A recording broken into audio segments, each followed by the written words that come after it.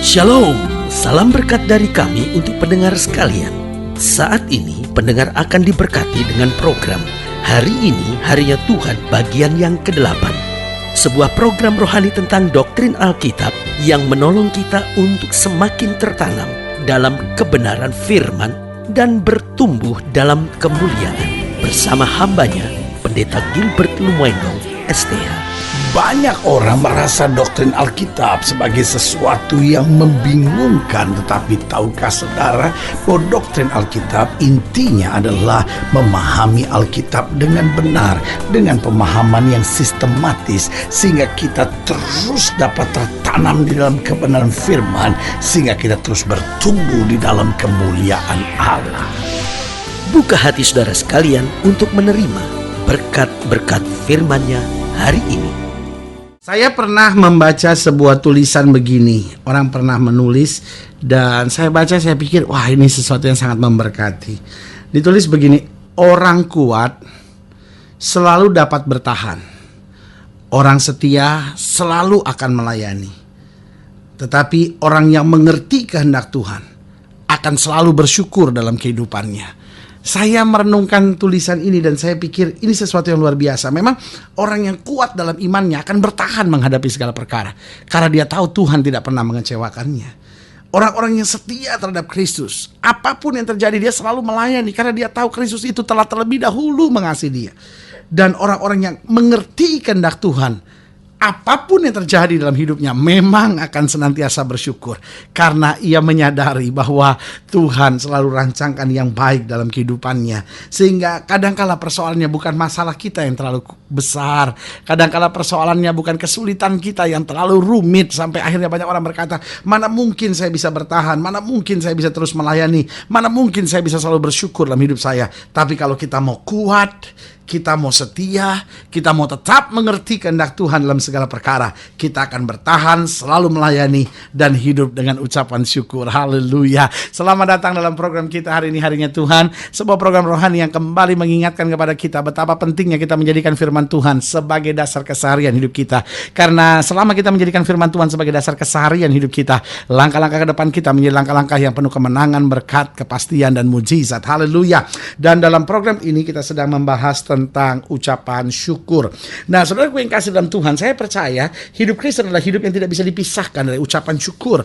Karena kalau kita mengasihi Yesus, maka otomatis hidup kita akan selalu dengan syukur.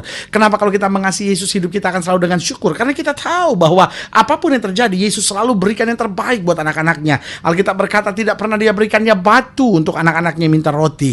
Dan saya percaya syukur harus menjadi warna dari kehidupan kita, bahkan menjadi dasar dalam kehidupan kita.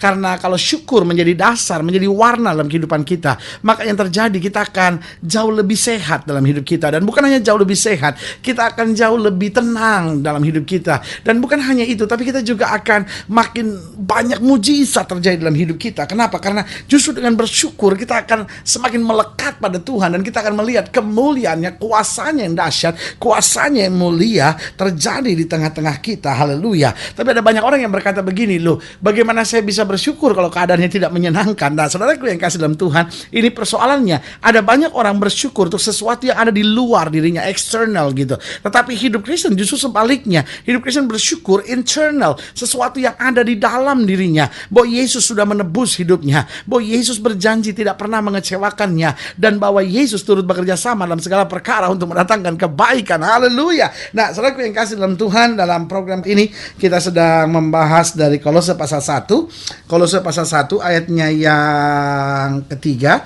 sampai ayatnya yang ke-8. Demikian firman Tuhan. Kolose pasal 1 ayat yang ketiga sampai ayat yang ke-8. Demikian firman Tuhan. Paulus bilang begini kepada jemaat di Kolose: kami selalu mengucap syukur kepada Allah Bapa Tuhan kita Yesus Kristus setiap kali kami berdoa untuk kamu, karena kami telah mendengar tentang imanmu dalam Kristus Yesus dan tentang kasihmu terhadap semua orang kudus, oleh karena pengharapan yang disediakan bagi kamu di sorga.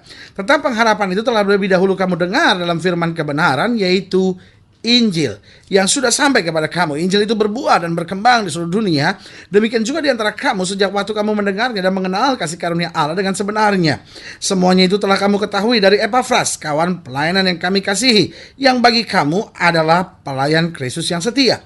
Dialah juga yang telah menyatakan kepada kami kasihmu dalam roh. Nah, saudaraku yang kasih dalam Tuhan, menarik perhatian di sini untuk kita melihat Paulus bilang apa? Kami selalu mengucap syukur kepada Allah Bapa Tuhan kita Yesus Kristus setiap kali kami berdoa untuk kamu. Jadi Paulus sedang mau ingatkan, betul kamu sedang menghadapi masalah, jemaat di Kolose sekalian, tetapi setiap kali aku mengingat kamu, setiap kali yang keluar adalah ucapan syukur tak berkeputusan. Nah, pertanyaan saya, apakah berarti jemaat ini selalu berbuat yang baik? Belum tentu. Ada kalanya ada hal-hal yang mengecewakan, ada hal-hal yang kelihatannya tidak menyenangkan, ada hal-hal yang mungkin kelihatannya menyakitkan. Tetapi kenapa Paulus bisa bersyukur senantiasa? Nah, ini yang penting. Ada istri yang gak bisa bersyukur dalam segala perkara. Ada suami yang gak bisa bersyukur karena dia berkata, loh suami saya kalau lagi baik tuh baik sekali pendeta, tapi kalau lagi keras, aduh minta ampun, saya nggak tahan gitu sama dia. Sebagian juga begitu, aduh pendeta, istri saya kalau lagi baik-baiknya minta ampun, tapi kalau lagi jahat, aduh minta ampun pendeta. Itu kayak orang kerasukan setan dia itu. Sampai ada orang yang bilang, pendeta jangan-jangan suami saya ini kepribadian ganda, jangan-jangan istri saya kepribadian ganda nih, kok aneh sekali, jangan-jangan mertua saya ini kepribadian ganda, ini kenapa begini? Nah, saudaraku yang kasih dalam Tuhan, nah Paulus sedang mau tekankan bukan soal orangnya, bukan soal jemaat di Kolosenya yang tidak pernah mengecewakan, tetapi Paulus mau jelaskan bahwa dasar pengucapan syukur bukan karena keadaan. Dari ayat-ayat bacaan ini saya pelajari bahwa dasar pengucapan syukur kita terbagi dalam beberapa hal penting. Kadang-kadang kita dasar pengucapan syukur kita hanya karena keadaan. Kalau suami mungkin baru pulang bawa gaji, dia baik sekali. Kalau suami tiba-tiba mengucapkan kata-kata mesra, kata-kata pujian yang manis, aduh dia baik sekali. Mungkin kalau dia bawa hadiah buat saudara, dia ingat hari-hari penting saudara, aduh dia baik sekali. Tetapi kalau keadaannya berubah, maka otomatis juga ucapan syukur saudara hilang. Nah, saudaraku yang kasih dalam Tuhan, Paulus sedang jelaskan beberapa hal penting tentang dasar pengucapan syukur. Paulus jelaskan kenapa kita bisa mengucap syukur senantiasa. Yang pertama Paulus bilang, karena kami telah mendengar tentang imanmu dalam Kristus Yesus. Jadi dasar pengucapan syukur yang pertama adalah iman. Nah, saudaraku yang kasih dalam Tuhan, kalau kita lihat keadaan bisa berubah. Ada saatnya keadaan sepertinya tentram, ada saatnya ekonomi kelihatannya stabil, ada saatnya keamanan kelihatannya menjanjikan sesuatu. Tapi saudaraku yang kasih dalam Tuhan, ada masanya segala sesuatu berubah. Karena ekonomi bergejolak, keadaan politik bergejolak, keadaan keamanan dalam hidup ini berubah, saudara-saudara. Nah, pertanyaannya sederhana, masihkah dijumpai iman? Sebab kalau kita masih punya iman, saudara-saudara, maka otomatis kita akan tetap bisa bersyukur. Kenapa? Karena kita berkata, terima kasih Tuhan, meskipun semuanya tidak pasti, meskipun keadaannya bergejolak, tapi iman saya percaya bahwa Yesus tidak pernah mengecewakan saya. Haleluya. Jadi dasar pengucapan syukur kita yang pertama adalah iman.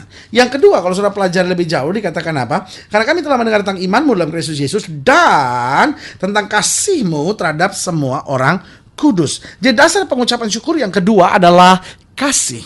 Nah, saudaraku yang kasih dalam Tuhan, keadaannya bisa berubah. Mertua saudara bisa berubah, istri saudara bisa berubah, suami saudara bisa berubah, anak-anak saudara bisa berubah, bos di kantor saudara bisa berubah, karyawan di perusahaan saudara bisa berubah. Tapi saudaraku yang kasih dalam Tuhan, pertanyaan saya sebetulnya cuma sederhana, masihkah ada kasih? Kadang-kala rekan pelayanan sendiri bisa mengecewakan saudara, tetapi pertanyaannya, kalau masih ada kasih, maka ada ucapan syukur. Terima kasih Tuhan, Engkau memberikan kasih di hatiku sehingga aku bisa menerima dia apa adanya, aku bisa tetap mengasihi dia. Nah, itu adalah kekuatan kita dalam syukur. Jadi dasar pengucapan syukur kita yang pertama adalah iman, yang kedua adalah kasih, yang ketiga kalau kita lihat selanjutnya, maka dikatakan karena kami telah mendengar tentang imanmu dalam Kristus Yesus dan tentang kasihmu terhadap semua orang kudus, ayat 5, oleh karena pengharapan yang disediakan bagi kamu di sorga.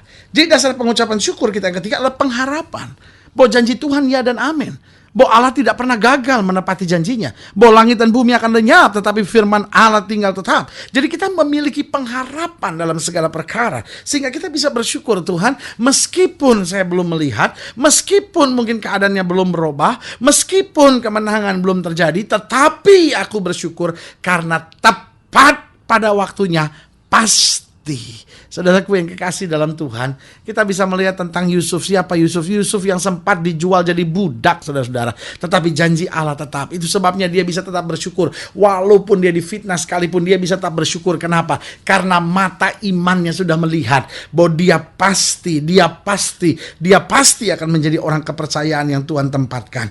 Hari ini kembali saya mau ingatkan, dasar pengucapan syukur kita yang pertama adalah iman. Karena Tuhan beriman, kita cakap menanggung segala perkara. Yang kedua ada kasih. Karena kasih kita bisa menerima setiap orang apa adanya. Yang ketiga ada pengharapan, sehingga kita selalu bersemangat. Dan yang keempat dikatakan selanjutnya apa?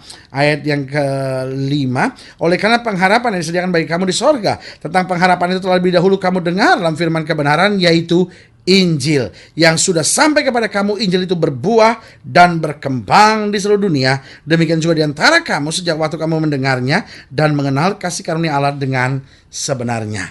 Berarti dasar pengucapan syukur kita yang keempat adalah Injil. Bahwa Injil menjadi jawaban, Injil menjadi pegangan dalam hidup kita. Itu sebabnya selalu saya ingatkan, pastikan diri kita read the Bible, baca Alkitab. Karena dalam kita membaca Alkitab, kita akan diingatkan tentang kasih Allah, janji Allah. Kita diingatkan tentang peringatan-peringatan Allah. Itu sebabnya Daud berkata begini, Tuhan, mampukan aku untuk senantiasa menjaga firman-Mu dalam hatiku, supaya aku tidak berdosa kepadamu. Berarti dasar pengucapan syukur kita adalah Injil. Bahwa apapun boleh terjadi, tapi Injil menjadi jawaban buat kita. Apapun boleh terjadi, Injil menjadi penghiburan buat kita. Apapun boleh terjadi, dalam Injil selalu ada kepastian bagi langkah-langkah kita. Itu sebabnya hari ini kembali saya mau ingatkan, hidup Kristen bukan hanya hidup yang tahu syukur, tapi hidup Kristen adalah hidup yang selalu bersyukur. Karena kita diberikan iman, kita diberikan kasih, kita memiliki pengharapan, dan ada Injil yang menjadi jawaban dan peta teladan kehidupan kita. Haleluya. Kalau sudah ingin dilayani lebih jauh, hubungi kami melalui telepon, hubungi kami melalui surat, kunjungi website kami. Karena kami ada untuk membawa Bapak Ibu sudah senantiasa lebih dekat pada Tuhan dan mengalami kasih kuasa mujizat yang luar biasa. Doa kami menyertai saudara, dan secara khusus juga saya mau doa buat setiap saudara ingin didoakan. Saudara-saudara pendengar sekarang ingin didoakan karena sakit dan berbeban berat, saudara boleh taruh tangan kanan saudara di dada. Dan saya mau doa buat saudara. Bapa, dalam nama Yesus, hamba doa buat setiap pendengar sekalian. Lihat mereka yang taruh tangan kanan di dada karena masalah, karena penyakit, karena persoalan, atau mereka yang mungkin hari-hari ini penuh dengan sungut-sungut dan tidak bersyukur dalam hidupnya. Bapak, mulai hari ini kami diingatkan kembali, kalau kami kuat dalam iman, kami akan bertahan. Kalau kami setia bersama dengan Kristus, kami akan terus melayani. Dan kalau kami mengerti kehendak Kristus, kami akan selalu bersyukur. Biar ini menjadi senantiasa kehidupan kami. Di dalam nama Yesus kami berdoa. Haleluya. Amin. Saudara gue yang kasih dalam Tuhan, kita sudah berdoa. Ingat, Allah tidak pernah lalai menepati janjinya. Inilah saatnya buat kita untuk bangkit bersemangat, bersukacita dalam menghadapi segala perkara. Karena kita tahu bersama Yesus kita cakap menanggung segala perkara. Doa saya menyertai saudara. Sampai berjumpa pada program berikut. Dan jangan lupa, jadikan hari ini harinya Tuhan. Haleluya.